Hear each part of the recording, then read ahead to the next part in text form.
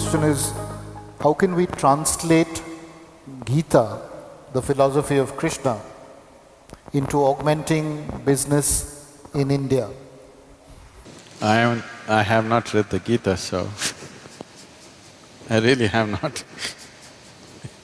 I'm sorry, because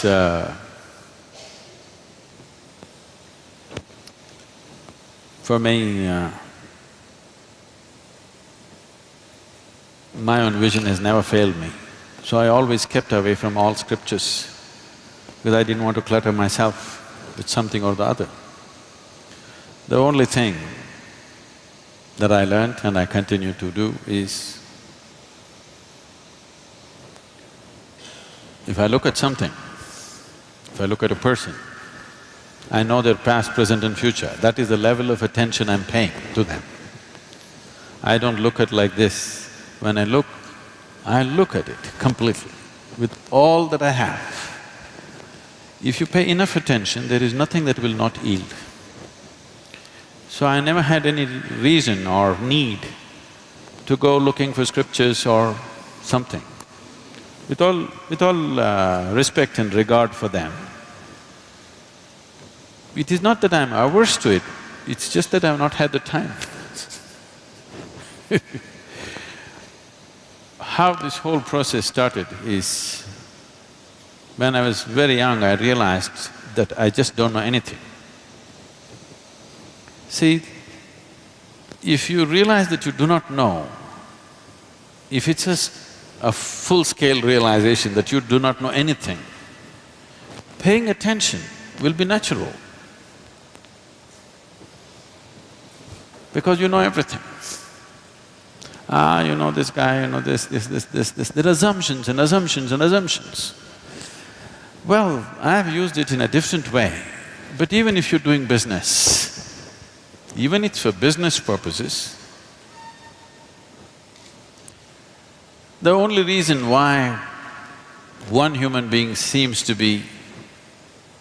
all the opportunities seems to be going in his direction and not other people is simply because he's able to see and other people are not able to see. It's not that it's not there for others. One is able to see and others are not able to see.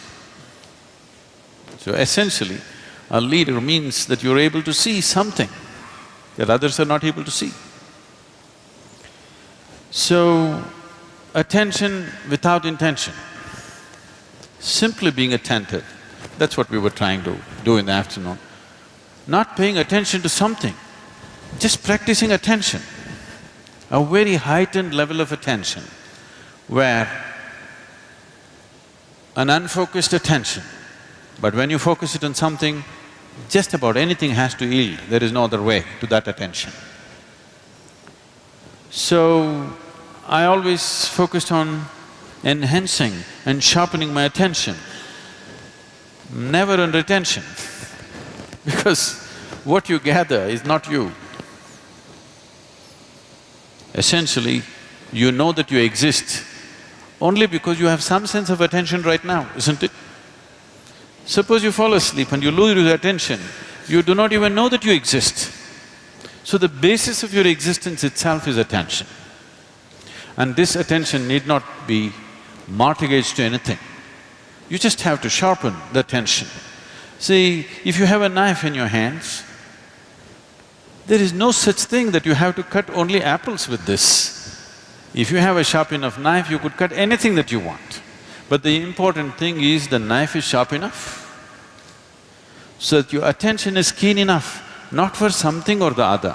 If your attention has become very keen, if you wish to do a certain type of activity, you can successfully do it. I think I must say something about my own enterprises at one time. My enterprise started when I was 8 years of age. Because of a strange kind of pride in me, I never ever took a single rupee as a pocket money from my parents. I started making money when I was 6, 7 years of age. By 8, I was quite an accomplished entrepreneur. Simple things. Even today I'm known in Mysore because I caught snakes in everybody's houses. If I caught a snake, they gave me 25 rupees. In 1960s, 25 rupees is $1 million for a 7-year-old, 8-year-old kid. I was just on top of the world.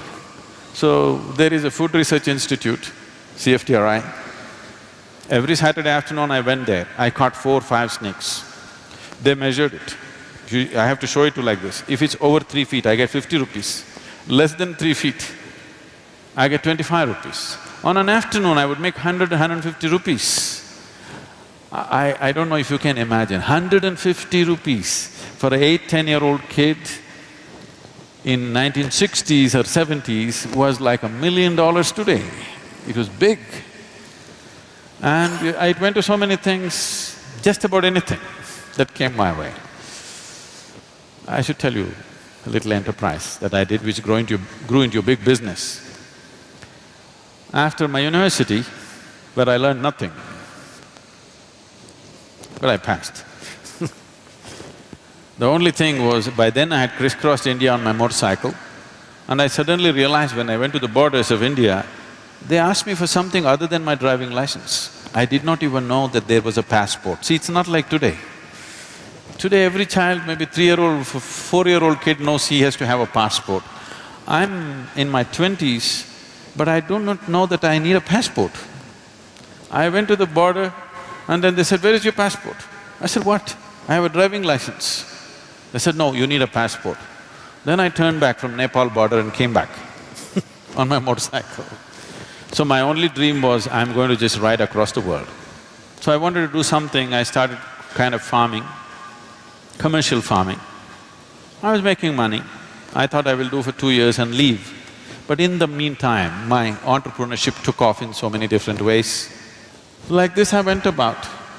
And then there was an industry coming up close by, they wanted to build a water treatment plant. I happened to know the person who was running the industry.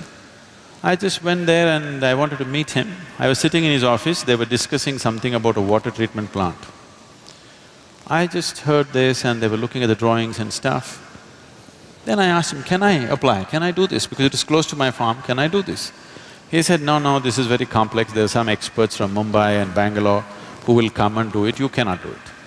I said, "Give me a chance, let me see." I took the file from him, I went and read through everything. Then I went back to him after 3 days and said, "I can do this." He said, "Don't you do this, you're my friend. I don't want to do this." "No, just let me give a tender." So those days, there was something called as Navakarnataka bookstalls. They were selling only the Russian books. You used to get big literature books, you can get Lev Tolstoy's War and Peace for 2 rupees and engineering books for 1 rupee, 2 rupees, all hardbound books. I bought 10 books about water treatment plant, sat down in my farm and poured through this day and night. I made my own new design. I went there and I gave a tender for 1.76 lakhs. Mind you, this is 70s. And the closest tender was 32 lakhs. The highest tender was over 60 lakhs. He looked at this and said, "You are funny. You're not going to do this." I said, "No, I can do it." He said, "No way you can do it. Look at this, the nearest tender is 32 lakhs and you're saying 1.76 lakhs. How will you do it?" I said, "Give me 1 more day." I went back again and poured through the books. I said, "I'll do it." Then he said, "It's 90 days, you must finish this and it must work. If it doesn't work, at your own cost, you must remove it, clean the site and go, and I will not give you a rupee of advance." I again went and poured through the books. I said, "I can do it." I completed this in a little over 70 days. I did this in 90,000+ rupees. In one shot, I made 80,000 rupees, just like that. People thought this is a hit. There my construction industry started. Raja Ramanna was coming for RMP plant. He's just coming in a helicopter to see where the site is. There is no anybody there. I just went and met this engineer, he was breaking his head, "I don't know what to do, I have to mark the site." I said, "I've got pegs and white cloth. I will just go and mark the site for you." I marked it, they paid me 38,000 rupees for a 15-minute job. I went on my motorcycle and just fixed it myself. Like this, my enterprise started and we grew into a major construction company. We were going very big, but then I got enlightened, so I gave up.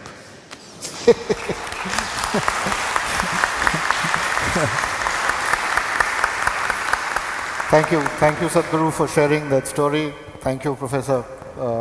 We kind of absolutely run out of time, otherwise we could have continued for another half an hour at least. Thank you for being an attentive audience.